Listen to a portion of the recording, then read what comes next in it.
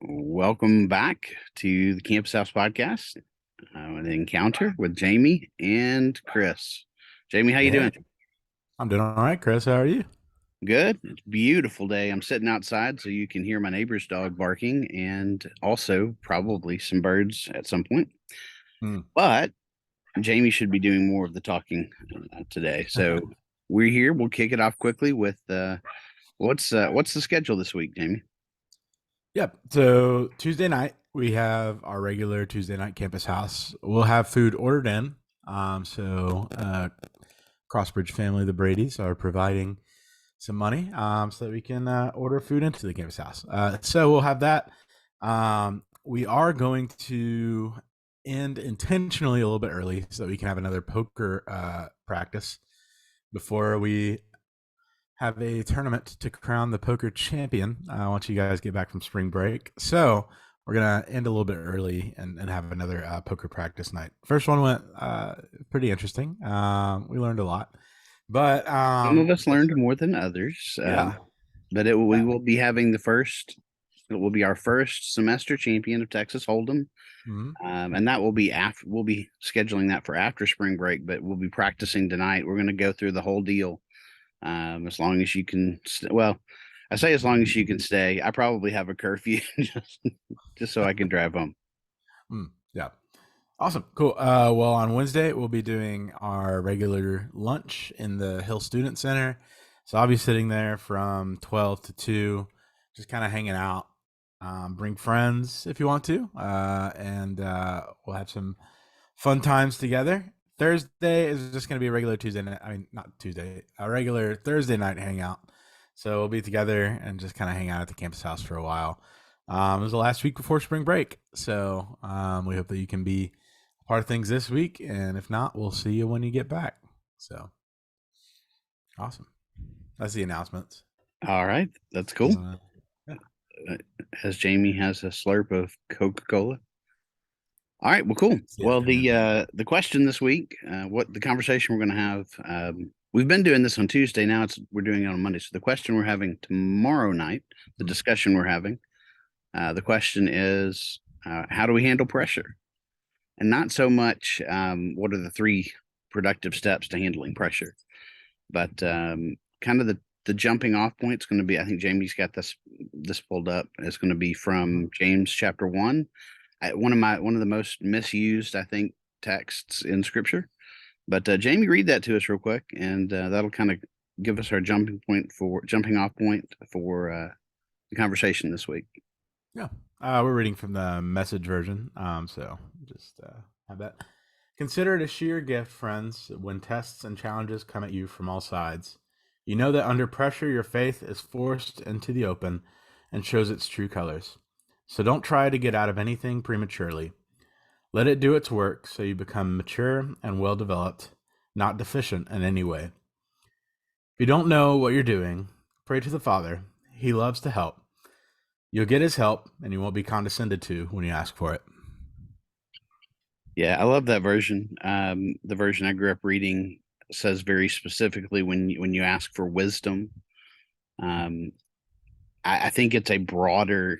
I don't think it's just wisdom that God provides in that way. Um, but that's definitely a key part of the discussion coming through. I don't know if y'all can hear that wind. I don't know if recording outdoors is a good idea or a bad idea, but I'm having fun. It's a nice day. Um, I don't know any of us that aren't, haven't, or won't be facing some difficult times. So, Jamie, when you hear that version, especially, um, give me a highlight or two of just what's your first reaction. Yeah. I think it's I mean, the message version has like a really good kind of way of like um I think the words that they choose are very intentional. And so I think that it has a real good way of kind of just giving the words that kind of relax your shoulders a little bit. Like um said so don't try to get out of anything prematurely. Let it do its work so you become mature and well developed, not deficient in any way. Like I really like that. But I also think I think that You said something to me one time that I think kind of has some. I don't know if you got it out of your head or something, but it was like there's a lot of times in life when you've got to do things that you've got to do when you don't really know you have the strength, if you have the strength to do it or not. Um, and that's a sign of maturity is doing those things when you don't really feel like you can. And so like I think this is kind of a place where that um probably gets shown and through scripture. I like if you don't know what you're doing, pray to the Father. Like, like that's um wisdom is kind of a really um you know, I mean, I'm sure that the many translations take it differently, but like just the simpleness of that. If you don't know what you're doing, pray to the Father. He loves to help. He wants to. Like, it's not like he's sitting in a chair waiting, like just waiting for you to mess up. And like when he does, "Oh, okay, I guess I'll bail you out." Like he wants to. You'll get his help. So Yeah, I love that. The line, I love and hate the line, don't get out of anything prematurely. Don't try to get out of anything prematurely. Pretty much, I think that most of our prayers in life seem to be trying to get out of things prematurely. yeah. Um, I know that really my motivation more often than not is I want things to be made easier for me. Mhm. So life doesn't seem to do that though. And that brings up a lot of questions about God and about how he works. And so I want us to be able to have that conversation. So great thoughts, man. Yeah. Great thoughts. So that's what we'll be talking about tomorrow night. And then we'll be breaking up and playing some cards. Hopefully Mhm. nobody folds with you didn't think we were going to get through the whole thing without me mentioning this. Hopefully nobody folds with two pair. That was not Jamie. I will not say who Not it me. was, but Not he or me. she knows who they are. So you made it to the end. So Jamie has his Java Jam, the Still working Campus on it. House coffee commentary critique. Yeah. So Jamie's got two places he's going to share with you, and I'm going to mute so you don't hear the birds. Jamie, let's see if you can do it in under 3 or 4 minutes. All right, this one's gonna be kind of the tale of two coffee shops. So we got Bullet. So Bullet off of 280. It's a drive-through coffee place. So it's gonna rank pretty low on the atmosphere category. I'm kind of considering atmosphere the kind of area it's in. So, let's see. Bullet received a coffee score of 7. So they're pretty good coffee. It's a little bit sweet on their end, but I usually order half syrups, so a little bit of a pro tip there. If you're really sensitive to sweet, order half syrup. But the atmosphere gets a 3. So because you're just driving through, it is next to a Dairy Queen. So if you want ice cream, I guess. Customer service gets an 8.1. So they are the 8.1.